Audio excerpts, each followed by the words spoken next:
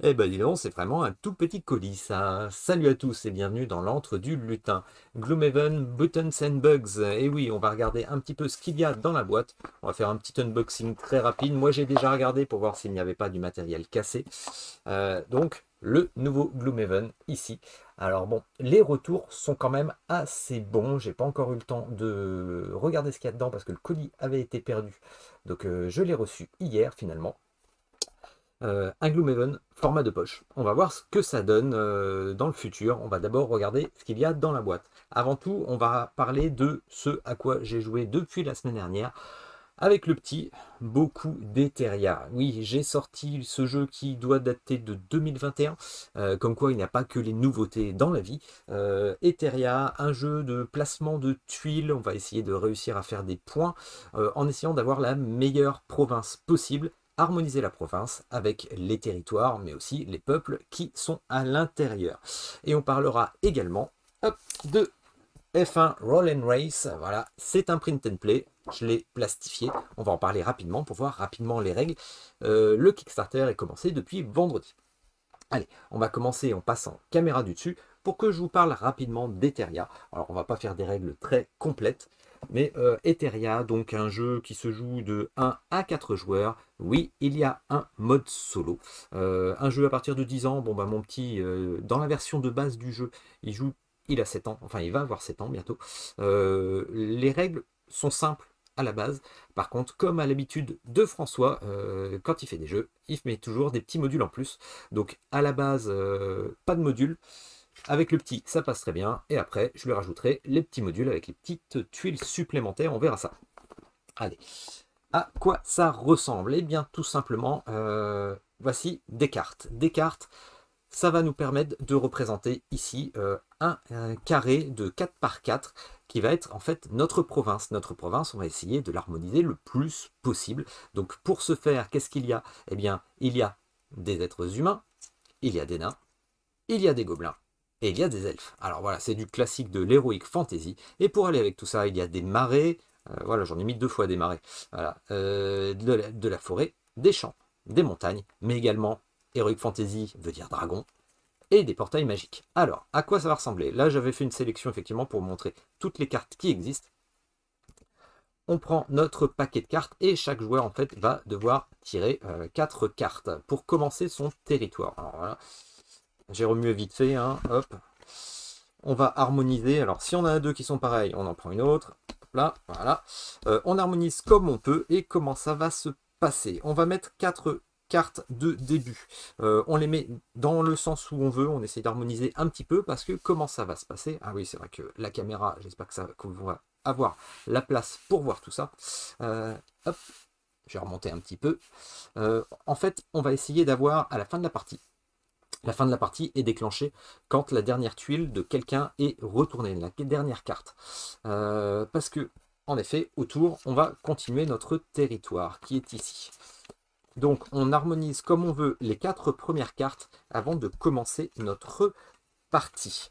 Comme vous pouvez le voir au dos des cartes, il y a des 1 et des 2.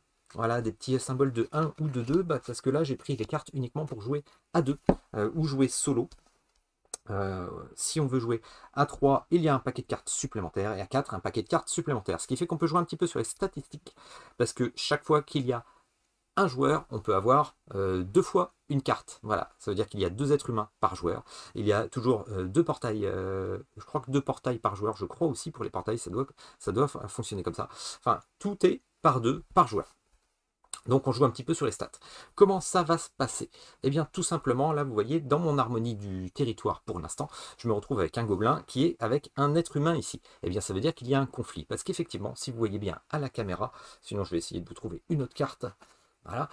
Eh bien en haut ici, c'est tous les peuples qui sont en conflit avec ce gobelin. Donc ce gobelin est en conflit avec tout le monde parce que personne n'aime les gobelins. Donc il est en conflit avec les êtres humains, c'est les épées, avec les nains, c'est les haches, et avec les elfes, c'est les arcs. Le gobelin par contre, quand il est à côté d'un marais, eh bien tout simplement, il vous rapportera à la fin de la partie 3 points. Chaque conflit à la fin de la partie, fera 2 points négatifs. Voilà. Les êtres humains, eux, il n'y a que les gobelins qu'ils n'aiment pas. Ils gagnent 2 points avec, en étant à proximité d'un champ, 1 point à côté d'une montagne, 1 point à côté d'une forêt, et moins 1 point à côté d'un marais. Les portails à côté, eux, en fait, vont permettre de relier pour faire des combinaisons. Mais j'attire vos attentions sur le petit cadenas ici. Les portails, tout comme les dragons, une fois qu'ils sont découverts ou posés sur votre territoire, on ne peut plus les bouger. Voilà. Donc on va essayer de faire des combinaisons parce que du coup le portail relie les 4 cartes qui sont orthogonalement avec lui.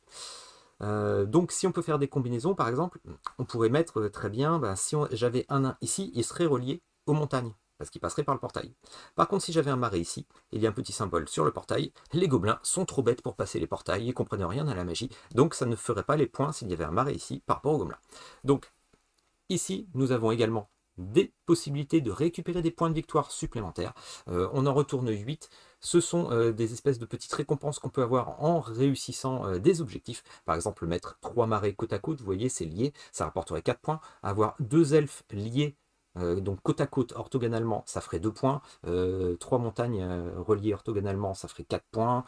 S'il y avait des conflits, donc 2 gobelins contre un elfe lié, ça ferait 3 points, ou inversement, 2 elfes contre un gobelin lié, ça ferait 3 points, et ainsi de suite. Il y a aussi des amitiés, hein. Parfois un nain à côté d'un être humain, ça peut rapporter des points.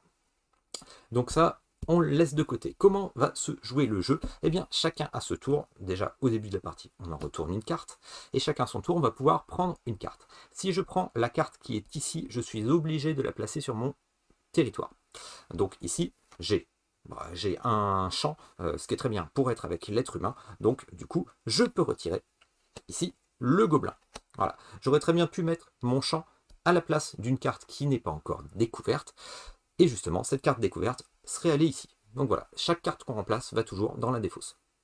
Donc, je peux choisir une carte de la défausse. Mais je peux également choisir la carte qui est ici, qui est au-dessus de la pioche. Alors j'ai remué, hein, mais vous voyez, c'est du hasard pur. Hein. Donc ce champ, je peux choisir de le mettre. Je peux choisir de ne pas le mettre s'il ne m'intéresse pas. Par contre, si je le mets dans la défausse, que je ne place pas une carte qui était dans la pioche, eh bien tout simplement, je suis obligé de découvrir une des cartes extérieures. Voilà, une des cartes cachées. En faisant ça, on va précipiter la partie, et ça veut dire que la carte que l'on va découvrir, on est obligé de la mettre. Donc là, ça va, c'est un elfe, mais imaginez si par exemple c'est un portail, avec un cadenas, donc on ne pourra plus le bouger. Si c'est un dragon, c'est la même chose. Alors, les dragons, je ne sais pas si je vais tomber sur un, je vais vous en sortir un pour vous montrer un petit peu. Voilà, un dragon, qui est un peu la particularité, donc je vais le mettre, où est-ce que je vais le mettre? Je vais le mettre ici, voilà, hop, il y avait un portail. Le dragon, la particularité, en fait, c'est que le nombre de points qu'il nous rapporte n'est pas forcément fixe. Un dragon, tant qu'il n'est pas domestiqué, s'il y en a un seul, on prend la ligne du dessus, l'œuf du dessus, il nous retirera 3 points. Par contre, s'il est domestiqué, il nous rapportera 3 points. S'il y a 2 dragons, ça fera 5 points. 3 dragons, ça fera 6 points. Et à partir du 4e dragon, si vous avez 4 dragons dans votre territoire, c'est trop le bazar, c'est trop le bordel. Vous ne pouvez pas les domestiquer, ça vous fera forcément des points négatifs avec le 4e. Donc, comment on domestique des dragons? Eh bien, c'est tout simple. Il faudrait qu'un peuple se charge du dragon pour le domestiquer. Donc si le dragon, orthogonalement, il est entouré de 2 personnes du même peuple, il sera domestiqué, il vous rapportera des points plutôt que de vous les retirer. Donc si ici et ici, bon ben voilà, là j'ai un gobelin, donc ça ne marche pas, mais si par exemple j'avais un elfe ici, et potentiellement, est-ce que je vais tomber sur un autre elfe? Hop, voilà, un autre elfe. Si j'avais un elfe ici, le dragon est domestiqué, il me rapporte des points. Par contre, hop, je vais vous le mettre ici. Si je me sers du portail, il est aussi domestiqué, parce que vous voyez, l'elfe passait le portail pour aller domestiquer le dragon. Voilà. Autre chose, le dragon, il ne peut pas se faire domestiquer par les gobelins. Quand je vous dis qu'ils sont bêtes, et ben voilà, ils ne peuvent pas domestiquer, ils ne peuvent pas passer les portails. Par contre, à travers les portails, les conflits avec un gobelin peuvent se faire, parce que les autres peuples peuvent, eux, passer par les portails. Donc il y aura conflit. Donc moins 2 points à la fin de la partie.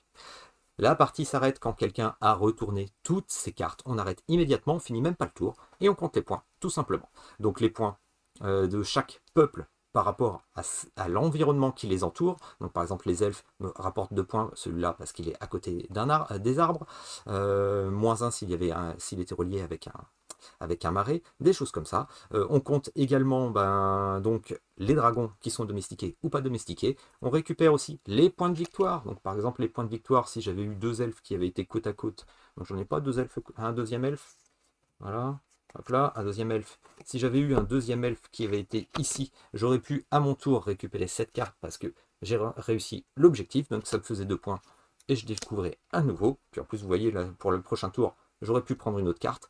Une seule carte à notre tour, hein, dans les points de victoire. Donc on compte ces points de victoire, on compte ce que les peuples nous rapportent, on compte les conflits, on compte les dragons, et on décerne la victoire à un joueur. Il n'y a pas plus bête. Vous voyez, c'est un jeu de base qui passe hyper bien, il n'y a pas de problème. Et comme je vous dis, il y a des petits modules, donc pour chaque joueur en fait, il y a des petites tuiles avec des parchemins, des petites choses à rajouter qui nous donnent des capacités supplémentaires. On les place sur les tuiles et quand on découvre les tuiles, eh bien, on récupère en plus ces objets pour pouvoir les utiliser. Donc un jeu qui est simple à jouer, simple à expliquer. Des petites subtilités effectivement pour bien placer les cartes. Un petit placement de territoire sympathique, franchement, un jeu qui passe partout. Voilà, vous avez 20-30 minutes à jouer avec la famille, c'est parfait. Voilà, donc je passe rapidement sur ce jeu. Moi, c'est un petit jeu que ça faisait longtemps que je ne l'avais pas sorti. Et puis voilà, hein, j'ai envie de vous présenter moi aussi des jeux un petit peu plus anciens, mais qui valent toujours le coup. Donc, hop, Eteria. Pour moi, c'est bonne pioche à la maison. Parce que en plus, le petit l'a découvert et il adore. Allez, je le mets de côté et derrière, hop, et on va passer à la suite. Alors la suite, comme je vous ai dit, on va parler du Gloomhaven. Alors, Gloomhaven Buttons and Bugs, les backers, on vient de le recevoir. Uniquement en anglais, effectivement. Alors je ne sais pas s'il va être traduit, je pense que oui, mais plus tard. Il a de grandes promesses. Une grande promesse et les retours que j'ai sont bons. 22 scénarios, si je me rappelle bien. 22 scénarios pour un Gloomhaven de poche. C'est vrai que ça fait petit hein, quand on a l'habitude des autres Gloomhaven. Alors moi à la maison, j'ai que les mâchoires du lion. Donc franchement, j'étais vraiment intrigué pour un prix qui était plutôt mini parce que je crois que du coup il m'a coûté moins de 20 €. Voilà. Alors, qu'est-ce qu'on a dedans? Alors moi j'ai déjà regardé hein, pour voir s'il n'était pas abîmé. Un petit livret de règles qui en fait ne comporte pas toutes les règles et va vous entraîner au fur et à mesure du premier scénario en fait pour vous apprendre les règles au fur et à mesure. Je crois que c'est ça. Je ne l'ai pas encore fuité, mais c'est ce que j'ai vu sur le net. Et par contre, si vous voulez les règles complètes, eh bien en fait, elles sont en ligne.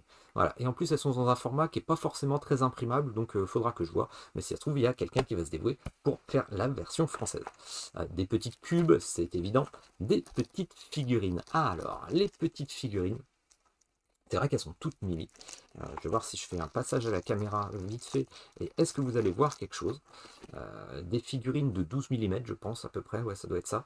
Et je suis agréablement surpris parce qu'elles sont bien détaillées. Vraiment, moi, j'avais pas encore eu ce petit format dans mes souvenirs. Non, j'en ai pas de petites comme ça. Alors, hop, caméra de devant. Est-ce que vous allez voir? Souvent, on nous présente les STL, donc les versions 3D pendant les campagnes. Et bien là, franchement, je trouve que je suis pas déçu. C'est vraiment de très belle qualité pour du petit comme ça. Franchement, c'est chouette. Ça donne envie d'avoir tous ces jeux comme ça à cette taille-là. Vraiment, parfois quand on voit qu'on a des plateaux qui sont énormes, par exemple qu'on ait un Zombicide, un Massive Darkness, qu'on ait n'importe quel gros jeu, et qu'on a plein de figurines, et ben là, des petites comme ça me donne envie de passer, je crois, du 12 mm. Des roues pour les points de vie et pour les sortilèges, voilà. Qu'est-ce qu'on a d'autre? Alors, les cartes.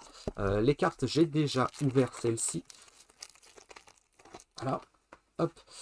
Donc les ennemis hein, qu'on va pouvoir rencontrer. La qualité des cartes est plutôt pas mal quand même. Je suis, voilà, si vous avez vu ma vidéo de la semaine dernière, hein, moi j'ai été déçu par certaines qualités de cartes.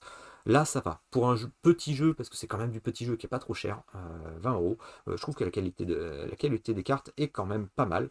Des designs propres, simples, mais on reconnaît tout de suite un peu tout ce qu'on doit faire. Donc là-dessus, voilà, le game design est pas mal, enfin le design est pas mal fait. On reconnaît tout. Je vais pas ouvrir les autres. Et ici, qu'est-ce que l'on a? On a encore des cartes. Alors celle-là, je ne l'ai pas encore ouvert, ce paquet-là, parce que je me dis qu'il va y avoir les scénarios dedans et je ne veux pas me spoiler.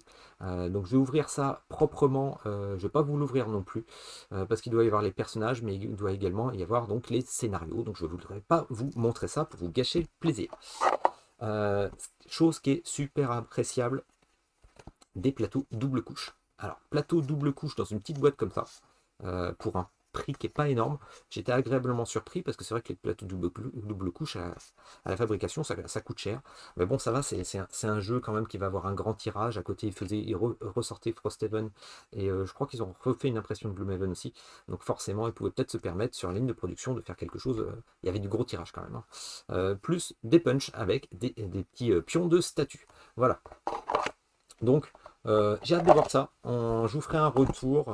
Voilà, j'ai plein de trucs sur le feu. Je pense qu'on est tous pareils. Franchement, j'ai vraiment hâte de voir ça et de vous faire mon retour. Sachant que il y a quelqu'un un Français, qui a fait la traduction, qui a commencé à traduire les scénarios. J'ai vu ça sur Facebook. Donc j'ai hâte d'aller voir ça. Parce que bah, du coup, la barrière de la langue, déjà, elle saute. Et voilà. Donc le nouveau Gloomhaven, pas bien cher, petit.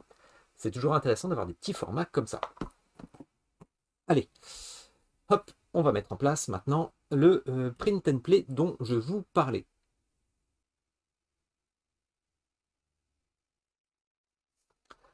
Hop, F1 Roll and Race. Alors j'espère que vous voyez bien, et normalement il n'y a pas de reflet. Moi j'en ai, mais pas vous, donc on va voir ce que ça donne. Un print and play, le PDF m'a été fourni par l'auteur, je l'en remercie. Le sociofinancement sur Kickstarter, de toute façon je vous mettrai le lien dans la description. C'est un petit Kickstarter, voilà, c'est un espagnol je crois. Donc le principe est quoi? Eh bien c'est basé sur la Formule 1, vous vous doutez bien, avec un nom pareil. Et le but va être d'être le premier à faire 2 tours. Donc chaque joueur va se recevoir une fiche avec les caractéristiques de son personnage, des possibilités d'upgrade, la gestion des dégâts et des améliorations. Oui, alors amélioration, je dirais que c'est pas de l'amélioration, il faut plus voir comme si l'expérience du pilote sur le circuit s'améliorait, donc il va pouvoir tirer meilleure partie justement des parties de sa voiture. Voilà. 2 tours à effectuer, chacun a une fiche et on est parti. On peut se dire effectivement, vu qu'il y a des dés, vu qu'on nous demande des dés, que c'est simplement on lance des dés et ça va nous faire avancer sur la piste. Que nenni. Non. Au début j'avais un petit peu peur de ça, je vous avoue, j'ai demandé le livret quand on m'a proposé justement de présenter ça en vidéo. Et non. Sur le circuit, comme vous pouvez le voir, il y a des chiffres. Imaginons que nous, on va décider de partir, on va partir d'ici, du 3. On doit aller dans ce sens-là. Et bien tout simplement, on va devoir lancer les dés. Un joueur, le premier joueur, va lancer les dés et va choisir un dé. Son dé, il va le choisir. Donc là, par exemple, j'ai choisi un 6, c'est complètement absurde, vous allez comprendre pourquoi. Je vais choisir le 2. Le 2, le prochain 2 sur ma ligne, parce que je suis sur l'extérieur de la piste, je ne pourrai pas changer de position sur la piste, je ne pourrai pas prendre l'intérieur tant que je ne serai pas passé à certains endroits particuliers. Eh bien le prochain 2 est ici. Donc si j'ai choisi le 2, ça veut dire qu'il faut que je réussisse à partir d'ici pour aller là. Voilà. Et comment ça va se passer? Hop, alors je suis en biais et puis je vois rien. Voilà, ouais, j'ai pas fait un bourrin. Eh bien tout simplement, vous voyez, pour me déplacer, il me faudrait 1, 2, 3, 4. Comment ça se passe? Eh bien grâce aux statistiques de mon pilote et de sa voiture, donc qui aura, bah voilà, par exemple, hop, je vous présente ici, ce sont les pilotes avec leur voiture, suivant sa caractéristique de vitesse, suivant sa caractéristique de manœuvrabilité, mais oui, également au surplus d'essence qu'il a, je vais peut-être pouvoir avancer justement de ces 4 cases. Également à cause de l'endroit où l'on est. Voilà, parce que là, vous voyez, ici, c'est assuré, tout simplement parce qu'on est dans la quasi-ligne droite, et c'est un endroit où il y a beaucoup de vitesse, on gagne un point bonus. Au contraire, quand on est sur la petite chicane, ici, on perd un point. Donc, comment ça va se passer? Voilà, c'était le principe de base, et je vais vous présenter justement les éléments, pour que vous compreniez bien. Donc vous voyez, il y a des personnages, des pilotes avec leur voiture. Tout est asymétrique. On va devoir en avoir un au début. Par exemple, je vais prendre Iron Jump. Donc je vais choisir Iron Jump, moi. Et comment ça va se passer? Eh bien tout simplement, chaque personnage se retrouve avec des caractéristiques que je vais retranscrire ici. Donc j'ai 2 en vitesse, j'ai 2 en essence, j'ai 1 en manœuvrabilité, j'ai 0 en dégâts. Et oui, on peut commencer avec des dégâts directement. On va dire que pendant les essais, il y a eu un accident et on n'a pas été complètement réparé. Voilà, des choses comme ça, ou peut-être quelque chose sur la voiture qui n'est pas réglé optimalement. Voilà, ça se dit optimalement. Bon, on va le mettre.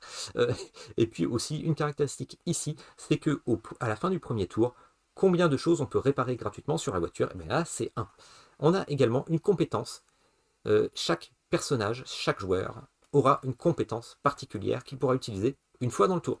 Donc celui-ci, par exemple, quand il passe par des cases qui lui permettent de changer de trajectoire, eh bien, il pourra avancer une case en plus. Voilà, tout simplement. Allez, je vais retranscrire ça rapidement. Alors, j'ai 2 en vitesse, j'ai 2 en essence. Alors, l'essence va me permettre d'avoir un boost pour avancer de +1 à chaque fois. Donc, à chaque fois, je grillerai un peu plus d'essence, c'est mon surplus d'essence. Qu'est-ce qu'il y a d'autre? On a la manœuvrabilité, je suis à 1. Voilà, je fais des ronds dégoûtants, je vous explique même pas, c'est moche comme tout. La manœuvrabilité, en fait, c'est un peu une variable d'ajustement. Quand on va vouloir avancer, qu'on peut avancer de 3, mais qu'il faudrait aller à la 4e case, eh bien, avec une manœuvrabilité de 1, eh bien, je peux rajouter un +1, ou je peux retirer un 1. Voilà, je peux enlever, faire un -1. Donc, ça nous permet justement d'ajuster suivant nos choix. Qu'est-ce que l'on a d'autre? Eh bien, on a 1 en réparation à la fin du premier tour. Ici, ce sont les améliorations que l'on va pouvoir faire. On en parlera tout à l'heure, des améliorations qui nous permettront par exemple d'avoir +1 en vitesse tout le temps, des choses comme ça. Qu'est-ce que l'on peut avoir aussi? On a ici les dégâts de la voiture. Le personnage ici n'a pas de dégâts dès le début de la partie. Sinon, il pourrait, effectivement, s'il avait par exemple un 2 ici, il lancerait 2 dés et ça ferait directement 2 dégâts. Donc, un dégât sur le 1, un dégât sur le 2. On les barrerait, on les raillerait. Et lorsque l'on a 2 dégâts sur le 1, par exemple, eh bien, si on a les dés avec un 1, on ne pourra plus les utiliser. Donc, si on n'a plus que ce choix-là, parce que chaque joueur va prendre un dé, un par un, avant de les appliquer, eh bien, ça peut vite nous bloquer. Voilà, allez, je vais vous expliquer rapidement le reste, comment on va simuler un petit peu, voilà. Alors moi, suivant le nombre de joueurs, en fait, on a un petit tableau qui nous dit combien on a on doit mettre de dés. Des dés rouges pour les dégâts, des dés verts pour des réparations ou des améliorations, et des dés blancs. Voilà. Allez, je vais lancer, le premier joueur lance, et il va choisir un dé justement. Alors là, bah, j'avais choisi de prendre le 2 et de vous montrer l'exemple. On va l'expliquer rapidement. Voilà, je triche un peu, je mets un 2. Alors, comment ça se passe? Vous voyez, j'ai 2 en accélération, en vitesse, pardon. J'ai également, je suis sur un endroit de la piste où il y a +1, donc ça me fait déjà 3. Donc vous voyez, il fallait que j'aille jusqu'à 4 ici, et j'ai 1 en manœuvrabilité. Donc, avec 2 +1 +1, je suis à 4, j'arrive à relier du 3 jusqu'ici aussi, ici, jusqu'ici au 2, qui était le dé que j'avais choisi. Voilà.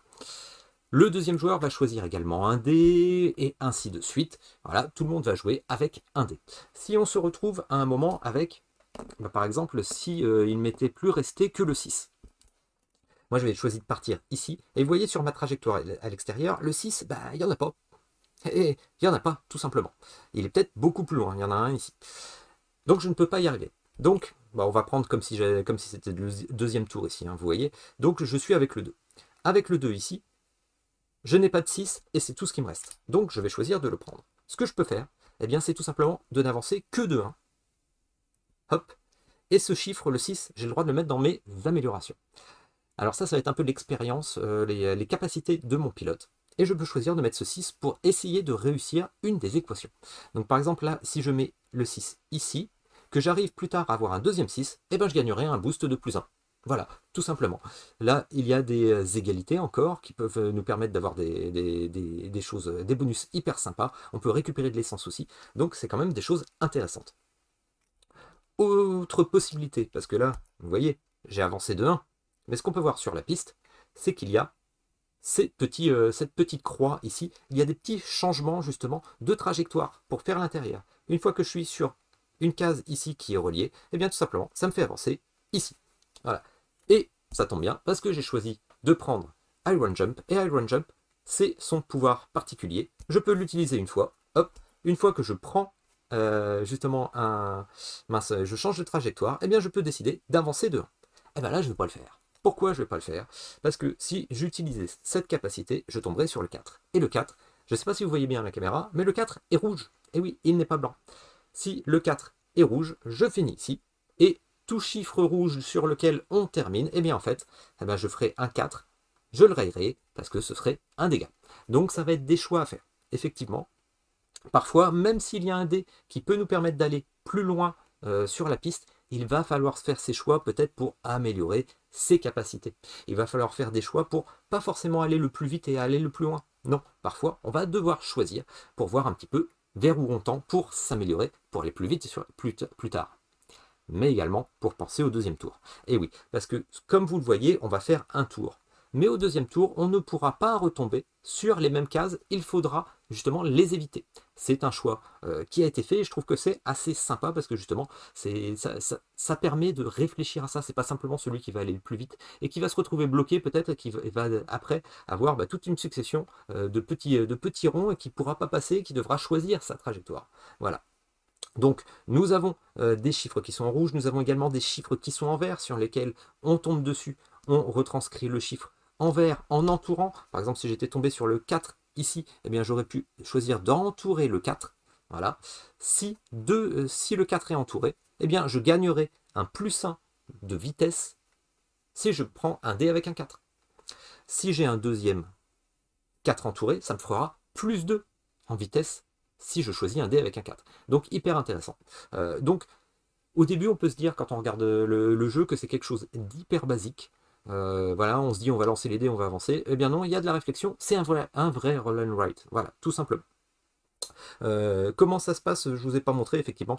Si on avait eu un rouge ici, par exemple un rouge avec le 4, eh bien je l'aurais tout simplement noirci. Enfin noirci, rougi dans mon cas. Et du coup, si j'avais eu deux chiffres noircis, 2 4 noircis, et bien du coup, si j'avais choisi un 4, j'aurais pas pu l'utiliser, tout simplement. Donc voilà, plusieurs possibilités comme ça. Je vous passe également, lorsque l'on passe sur un chiffre vert, que l'on tombe sur un chiffre vert, on peut récupérer aussi de l'essence, et dans ce cas-là, on le signale aux autres joueurs qui ne peuvent pas récupérer de l'essence ce tour-ci. Des petites choses comme ça. Qu'est-ce qu'il y a d'autre? Eh bien, si on choisit directement un dé vert, voilà, il nous fait la même chose que si nous tombait sur un chiffre vert. Donc là, par exemple, c'était un 4. Voilà, on va prendre autre chose pour changer un peu. Voilà. Si j'avais choisi un dé vert, eh bien, tout simplement, j'aurais entouré mon 6. Si j'avais choisi un dé rouge, eh bien, j'aurais eu la même chose. J'aurais eu un dé rouge sur le 2. Voilà. Hop, donc je l'aurais rayé. Donc vous voyez, des principes simples, mais qui servent à un jeu, à un roll and write, qui me paraît sympa, moi, que je trouve sympathique, parce que autour de la table, il y a quand même une petite interaction du fait de choisir les dés.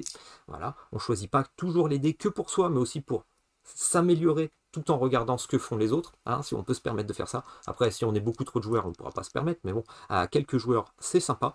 De la symétrie. Moi, je trouve ça sympathique comme jeu. Et en plus, alors, j'en parle pas trop parce que moi, j'ai surtout joué en solo pour l'instant parce que j'ai imprimé cette semaine. J'ai pas eu trop le temps de faire des parties à plusieurs. Donc, moi, j'ai simulé des parties à plusieurs. Donc, je peux pas forcément, je vous l'avoue, je peux pas forcément vous dire à plusieurs s'il y aura le fun. J'imagine, parce que moi j'ai trouvé ça sympa en simulant, j'ai simulé 3 joueurs, mais j'ai joué aussi avec un automa. L'automa, je crois que c'est le premier stretch goal. Donc un principe simple, hein, on va choisir par exemple un niveau de difficulté avec 4 automas. J'ai pas imprimé le verso, hein, vous ne m'en voudrez pas. On prend la première carte de l'automa, hop, on la met ici. On le met légèrement en dessous, on le cache par rapport à notre tas normalement. Et tout simplement, en fait, lorsqu'on va lancer des dés, voilà, donc on se met en position un joueur, on lance des dés, et en fait, si on réussit à faire quelque chose avec la ligne du haut de l'automa en partant de droite à gauche, eh bien on va avancer. Donc là, si j'avais fait par exemple un 3, voilà, eh bien vous voyez, le 3 me permettait, avec 2 flèches, d'avancer 2 fois. Et ainsi de suite. L'automa ne va pas être sur notre piste. Non, l'automa, il est ici, et l'automa a gagné quand il a utilisé ses 4 cartes. 4 cartes parce que j'ai choisi ce niveau de difficulté. On peut prendre 3, 4 ou 5 cartes. Voilà. Et une fois qu'on a réussi à faire toutes les options, eh bien on passe à la carte suivante. Voilà. Donc, c'est un automa qui est intelligent. Moi, je dis pas que ce sera le plus fun parce que je pense que ce jeu est quand même fait pour être, pas pour être en solo, mais vraiment pour se jouer à plusieurs. Vraiment. Mais au moins, on a le principe d'un automa qui nous permet de jouer solo. J'en parle pas beaucoup plus parce que c'est un stretch goal. Je pense que l'auteur en parlera sur sa page Kickstarter. Voilà, tout simplement. Voilà, c'était la présentation de Enfin Roll and Race. Je vous mettrai la description dans la description. Voilà, tout simplement, vous aurez le lien. Donc voilà, donc on a vu rapidement ce qu'on avait dans le petit Gloomhaven. C'est sympa. On a Etheria ici même. Donc je vous recommande, hein, si vous le trouvez, en plus, je pense qu'on peut le trouver pas cher, Etheria. Vous avez vu, c'est un principe sympa qui passe très familial, facile à expliquer, qui se joue bien, qui se joue rapidement. Gloomhaven, Buttons and Bugs, j'espère que je vais pouvoir vous faire un retour assez rapidement. Faut que je vous fasse une vidéo aussi, faut que je fasse une vidéo sur Horizon, je vous l'avais dit, avec le mode solo officiel, même s'il y en a eu d'autres. Et puis F1 Roll and Race. Voilà. Alors, n'hésitez pas à me mettre des petits commentaires à quoi vous avez joué ce week-end. Moi, j'ai mis un peu de temps pour faire ma vidéo. Bon, ben, vous savez, hein, je fais un petit peu au fur et à mesure. Et je me suis fait mon petit coin peinture dans un placard là-haut. C'est de toute beauté. Voilà, il est caché. Ça fait pas trop le bordel comme ça. Et je suis tranquille. N'hésitez pas non plus à mettre un petit like. Abonnez-vous à la chaîne. Et je vous dis à la prochaine sur la chaîne. Ciao tout le monde.